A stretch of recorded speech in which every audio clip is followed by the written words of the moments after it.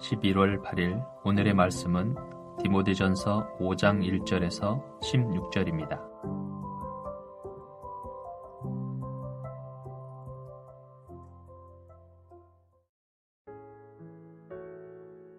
늙은이를 꾸짖지 말고 권하되 아버지에게 하듯 하며 젊은이에게는 형제에게 하듯 하고 늙은 여자에게는 어머니에게 하듯 하며 젊은 여자에게는 온전히 깨끗함으로 자매에게 하듯 하라. 참 과부인 과부를 존대하라. 만일 어떤 과부에게 자녀나 손자들이 있거든 그들로 먼저 자기 집에서 효를 행하여 부모에게 보답하기를 배우게 하라. 이것이 하나님 앞에 받으실 만한 것이니라. 참 과부로서 외로운 자는 하나님께 소망을 두어 주야로 항상 간구와 기도를 하거니와 향락을 좋아하는 자는 살았으나 죽었느니라. 내가 또한 이것을 명하여 그들로 책망받을 것이 없게 하라. 누구든지 자기 친족, 특히 자기 가족을 돌보지 아니하면 믿음을 배반한 자요 불신자보다 더 악한 자니라. 과부로 명부에 올릴 자는 나이가 60이 덜 되지 아니하고 한 남편의 아내였던 자로서 선한 행실의 증거가 있어 혹은 자녀를 양육하며 혹은 나그네를 대접하며 혹은 성도들의 발을 씻으며 혹은 환난 당한 자들을 구제하며 혹은 모든 선한 일을 행한 자라야 할 것이요. 젊은 과부는 울리지 말지니 이는 정욕으로 그리스도를 배반할 때에 시집 가고자 함이니 처음 믿음을 저버렸으므로 정죄를 받느니라. 또 그들은 게으름을 익혀 집집으로 돌아다니고 게으를 뿐 아니라 쓸데없는 말을 하며 일을 만들며 마땅히 아니할 말을 하나니 그러므로 젊은이는 시집가서 아이를 낳고 집을 다스리고 대적에게 비방할 기회를 조금도 주지 말기를 원하노라. 이미 사탄에게 돌아간 자들도 있도다. 만일 믿는 여자에게 과부 친척이 있거든 자기가 도와주고 교회가 짐지지 않게 하라. 이는 참 과부를 도와주게 하려 함이라. 디모데전서 5장 1절에서 16절 말씀을 함께 묵상하겠습니다. 바울은 디모데에게 교회의 성도들을 어떻게 대하고 어떻게 관계를 맺어야 할지 구체적인 지침을 제공합니다. 이 구체적인 지침은 에베소 교회의 상황을 고려한 지침이지요. 그러니 이 지침을 적용할 때 구체적인 지침을 묵상함으로 그 원리를 이해하고 적용해야 합니다. 오늘 본문은 두 단락으로 나누어 묵상할 수 있습니다. 첫 번째 단락은 1절에서 2절 연령대별로 어떻게 대해야 하는지 가르치고 있고 두 번째 단락 3절에서 16절은 과부들을 어떻게 섬길 것인지 가르치고 있습니다. 첫 번째 단락 1절, 2절을 살펴보겠습니다. 1절에 늙은이는 꾸짖지 말고 아버지에게 하듯 하라고 하지요.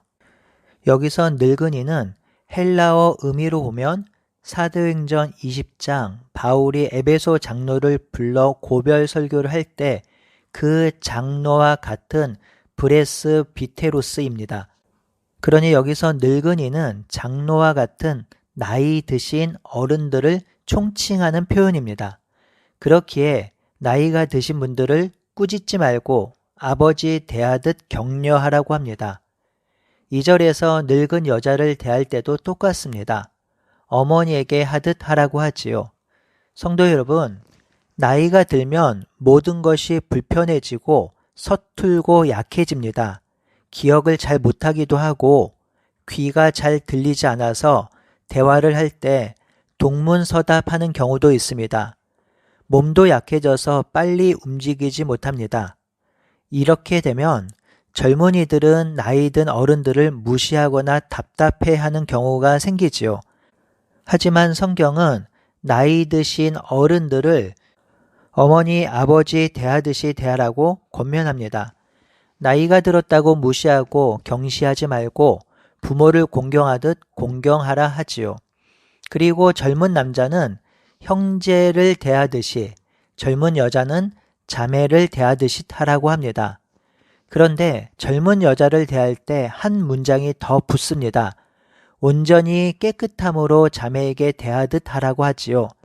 여기서 깨끗함은 순결, 정숙, 예의 바름 그런 의미입니다. 그러니 특별히 젊은 여자를 대할 때는 함부로 대하지 말고 조심히 예의 바르게 대하라는 것이죠. 요즘은 덜하지만 이전에 세상에서 보면 젊은 여자들을 함부로 대하는 문화가 있었지요. 그런 일은 교회에선 일어나선 안 된다는 것입니다. 오늘 본문에서 성도들 관계에서 사용된 단어가 아버지, 어머니, 형제, 자매입니다. 모두 가족 간에 사용되어지는 단어이지요. 그러니 교회는 가족으로 살라는 것이지요. 서로 진실하게 사랑하며 존중하며 존경하고 거룩하게 대하고 성결하고 예의 바르게 관계를 맺으라 합니다. 그렇다고 해서 적당히 신사적으로 거리를 두라는 말은 아니지요. 자신을 내어놓고 관계를 맺되 서로를 존중하고 배려하는 마음으로 관계를 맺으라는 것입니다. 교회는 바로 그런 곳입니다.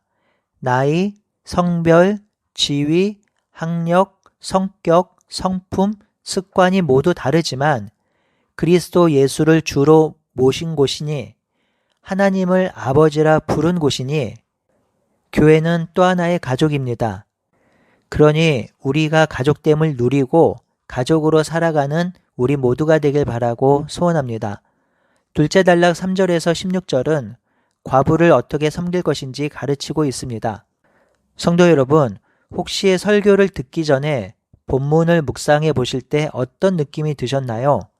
과부를 잘 돌보고 섬겨야겠구나 하는 생각이 드셨지요. 그런데요, 이 본문을 자세히 살펴보면 바울이 얼마나 자세하게 그리고 디테일하게 과부를 돌보고 섬겨야 하는지를 가르치고 있습니다. 제가 좀 구분해서 설명해 드릴 테니 바울이 얼마나 세심하게 과부를 돌보고 실제적으로 도움을 주려고 했는지 살펴보도록 하겠습니다. 먼저 이 과부는 이혼한 여자라기보다는 사별한 여자라고 보는 것이 좋겠습니다. 바울은 여러 부류로 과부를 구분했습니다. 참 과부, 가족이 있어 부양받을 수 있는 과부, 젊은 과부, 과부 명부에 등록된 과부, 친인척이 있는 과부. 바울은 이렇게 과부를 구분하여서 과부를 어떻게 도와야 하는지 알려주고 있습니다. 이렇게 자세하게 구분하는 이유는 일단 과부가 많았기 때문이겠지요. 당시에는 전쟁이 아주 많은 상황이었기에 여자보다 남자가 빨리 죽을 가능성이 많았습니다. 그래서 과부가 많았지요. 과부가 많긴 했지만 또한 사회적으로 보호를 받지 못하는 시대였습니다. 오늘날은 그래도 사회보장제도가 발전했기에 한부모 가정의 지원이 확대되었죠. 하지만 당시 과부는 사회적 활동이 제한되었기 때문에 경제적인 어려움에 처했고 도움이 없으면 삶을 영위하기 어렵기도 하였습니다. 그래서 바울은 이 과부들을 섬기고 도울 것을 가르치고 있습니다. 그런데 문제가 생기는 것이죠. 과부는 많고 많은 과부를 풍족하게 도울 헌금은 넉넉하지 않은 것이죠. 그래서 구제금이나 구제 헌금의 규모에 맞추어 과부를 잘 돕고 섬기고자 과부를 여러 부류로 구분하여 많이 도와야 하는 과부는 많이 돕고 적게 도와야 하는 과부는 적게 돕도록 지침을 주고 있는 것입니다. 오늘 본문은 그런 관점에서 이해하시면 적용이 구체적으로 될 수 있을 것입니다. 오늘 본문을 세세하게 다루면 많은 시간이 소요되므로 구체적인 지침 위주로 설명하고 적용하겠습니다. 첫 번째 3절에 참 과부가 있습니다. 참 과부는 진짜 의지할 데 없는 과부라고 할 수 있지요. 오늘날로 표현하면 찐 과부라고 할 수 있는데요. 먼저 이 참 과부를 존대하라고 합니다.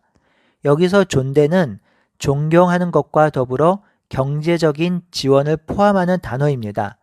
참 과부는 경제적 도움과 존경을 함께 주어야 한다고 하지요. 말로만 존경하지 말고 물질로 도우라는 것입니다. 두 번째는 4절에 자녀나 손자들이 있는 과부가 있습니다. 이러한 과부에게는 먼저 자기 집의 자녀들에게 효를 가르치게 하므로 교회의 구제를 받기보다는 자녀들이 이 과부를 봉양할 수 있도록 가르치고 있습니다. 그러면서 8절의 경고도 하죠. 누구든지 자기 친족, 특히 자기 가족을 돌보지 아니하면 믿음을 배반한 자요, 불신자보다 더 악한 자라고 합니다. 왜 이렇게 표현할까요? 과부된 할머니, 과부된 어머니를 돌보는 것이 당연한 일이기 때문입니다.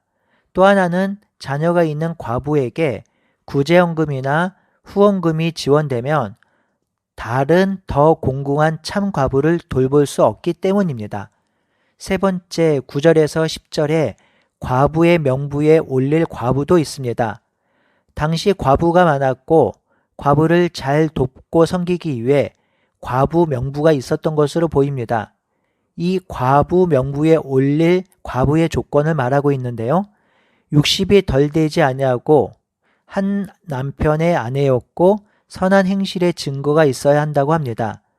그리고 자녀를 양육하고 혹은 나그네를 대접하며 혹은 성도들의 발을 씻기며 혹은 환난당한 자들을 구제하며 혹은 모든 선한 일을 행하는 자여야 한다고 합니다.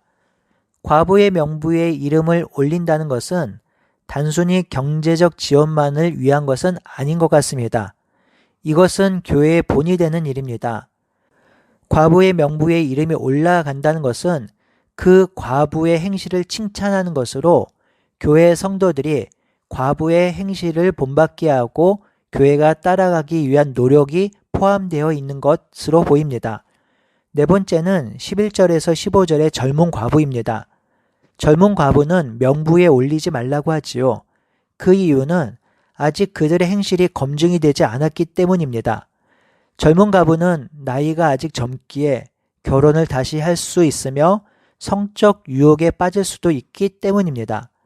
무엇보다 젊은 과부는 나이가 젊기에 구제나 후원보다는 그래도 자기 삶을 책임질 수 있는 부분이 있기에 구제나 후원을 젊은 나이에 받으면 오히려 젊은 과부의 삶에 독이 될 수 있기 때문입니다. 또한 젊은 나이임에도 일하지 않고 생계를 위해서 노력하지 않으면 그 남는 시간에 이 집 저 집 돌아다니면서 남의 일에 참견하고 뒷담화도 하고 성도들의 허물을 말하고 다닐 수 있기 때문에 젊은 과부는 명부에 올리지 말라 합니다. 바울이 이렇게 말하는 이유는 젊은 과부들이 그렇게 행한 케이스가 많고 실제로 그렇게 행하기도 했기 때문입니다. 그래서 바울은 15절에 이미 사탄에 들어간 자도 있다고 하지요. 그러니 젊은 과부는 물질적 도움을 주되 자립하고 스스로 살아갈 수 있도록 살피라는 것입니다. 다섯 번째는 16절에 친인척이 있는 과부입니다. 이 경우는 자녀가 있는 과부와 비슷한데요. 이 과부들은 먼저 친인척이 도우라 합니다. 왜냐하면 친인척이 있는 과부를 돕기 위한 구제금을 더 절박한 과부를 위해 도울 수 있기 때문이지요. 성도 여러분, 오늘 본문은 구제금을 어떻게 사용하라라는 의미보다는 제가 보기에는 살피라는 의미가 더욱 강해 보입니다. 구제금이 있으니 그냥 섬기고 도우라는 것이 아니라 섬겨야 할 성도의 상황이 어떤 상황인지 어떤 형편에 있는지 자세히 살피라는 것입니다. 자세히 살펴서 합당하게 도우라는 것이죠. 참 과부인지 자녀가 있는 과부인지 친인척이 있는 과부인지 스스로 벌어서 먹고 살 수 있는 과부인지 면밀히 살피고 그에 맞는 섬김과 도움을 주라는 것입니다. 그러니 구제의 가장 중요한 원칙은 먼저 돌아보고 환경과 상황을 살피는 것입니다. 구제금 얼마 주고 구제 다 했어 이렇게 하는 것이 아니라 돌아보고 살피고 그에게 필요한 것이 무엇인지 확인하고 그 필요에 따라 도와야 하는 것입니다. 우리가 누군가를 도울 때 돈만 보내는 것이 아니라 먼저 도와야 할 지체의 상황과 환경과 그의 마음 그리고 그 주변에 누가 있는지 면밀히 살피고 돌아봄으로 도움을 받아야 할 지체에게 정말 필요한 도움을 주어야 하는 것이지요. 그렇게 도움을 주고 주변을 살피는 우리 모두가 되길 바라고 소원합니다. 함께 기도하겠습니다.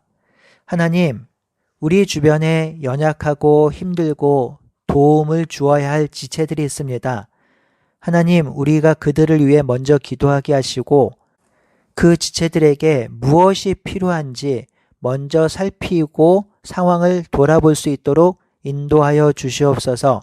그리고 정말 필요한 것들을 도와줄 수 있는 우리가 될 수 있도록 인도하여 주시옵소서. 하나님께서 우리들에게 베풀어 주신 그 은혜를 생각하며 그 은혜를 같이 나누는 우리가 될 수 있도록 인도해 주시옵소서. 살아계신 예수님의 이름으로 기도드리옵나이다. 아멘.